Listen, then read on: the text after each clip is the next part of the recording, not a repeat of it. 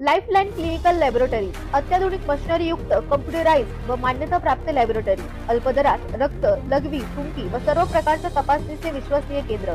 आमचा पत्ता गोकुळ नगरी रोड डॉक्टर जपे हॉस्पिटल शेजारी तालुका कोपरगाव। संपर्क क्रमांक 80 07 80 76 58 व 82 75 38 86 48।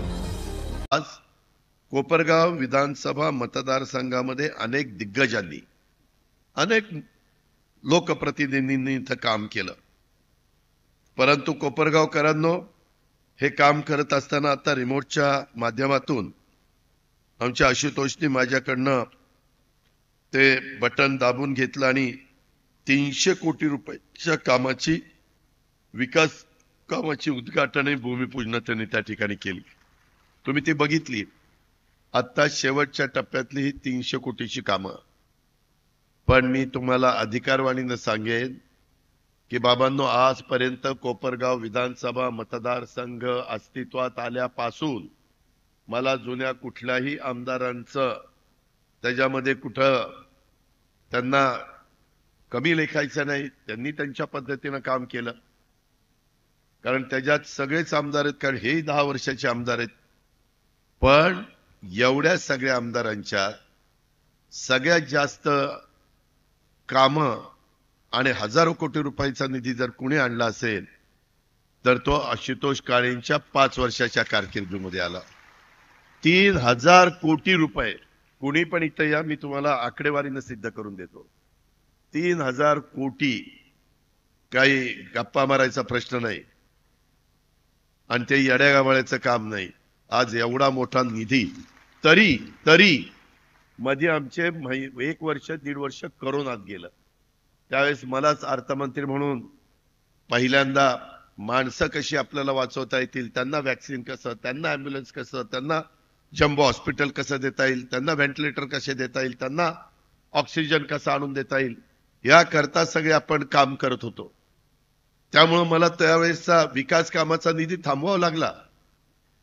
आशुतोषला विचारा, तो खासदार आपला सुजयला विचारा, त्यावेळेस त्यांचा खासदार निधी 5-5 कोटी किती वर्ष थांबवला? 2 वर्ष 5-5 कोटी केंद्राने थांबवला। मी आमदारांचा 5 कोटी केला पण थांबवला नाही। मी सगळ्या आमदारांना त्यांचे 5-5 कोटी देत होतो। ओढाताण होत होती, परंतु आर्थिक शिस्त लावली, त्याच्यामध्ये जर प्रयत्न केला तर घडू शकतं। घडवायचंच म्हटलं तर व्यवस्थितपणे त्याच्यात करता येतं आणि त्या पद्धतीने आम्ही काम करून दाखवलं। आज आशुतोषनी पण ते काम करून दाखवलं। आज खरं तर आमच्या अशोकराव काळेंचा अभिष्ट चिंतनाचा महत्वाचा कार्यक्रम। पण माझी जाता जाता कोपरगावकरांना एक विनंती आहे, मी थोडासा स्पष्ट बोलणार आहे। हेही आपल्याला माहिती आहे, टाकायला जायचं गाडगं लपवायचं ही माझी काही पद्धत नाहीये। तुम्ही आम्हाला ह्यावेळेस निवडून देताना आशुतोषला काठावर निवडून दिले, काठावर। म्हणजे 100 पैकी 35 मार्क पडल्यावर कसा माणूस निवडून पास होतो, तसं 100 पैकी 36 मार्क दिले तुम्ही। किती? 36। तरी मी तुमच्या करता, आशुतोष करता, ह्या तालुक्याच्या सर्वांगीण विकासाच्या करता 3000 कोटी रुपयाचा निधी त्या ठिकाणी दिला। आता इथून पुढं मेरिटवर निवडून द्या, तुम्हाला तशा पद्धतीनं पुढं म्हणजे आशुतोष पण कामाला येईल तेव्हा सांगेल की दादा आता काठावर पास झालो नाही, लय मत घेऊन आलोय आता, मग मी पण लय निधी देईल, तुम्ही काळजीच करू नका। मित्रांनो, आज वेगळा एक आगळा आनंदाचा क्षण आहे। नवीन पिढी चांगली तयार होती, पुढे जाते, त्यांना आपण आशीर्वाद देतोय, त्यांना आपण प्रोत्साहन देतोय, त्यांना आपण शुभेच्छा देतोय। शेवटी प्रत्येकाला आयुष्यामध्ये हेच वाटत असतं की आपले पोटी जन्माला आलेली मुलं मुली त्यांचं रांकेला लागावं, त्यांचंच भलं व्हावं, ह्या सगळ्या गोष्टी होतात। परंतु